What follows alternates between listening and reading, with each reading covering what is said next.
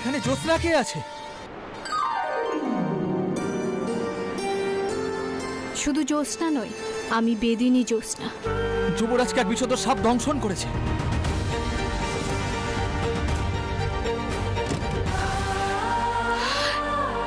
এই তো মায়ানাগের দংশন। মায়ানাগকে এখানে আনতে না পারলে তো যুবরাজকে বাঁচানো যাবে না। তুমি পারবে মা? পারবো, তবে বাজাতে হবে মরণ বীণ।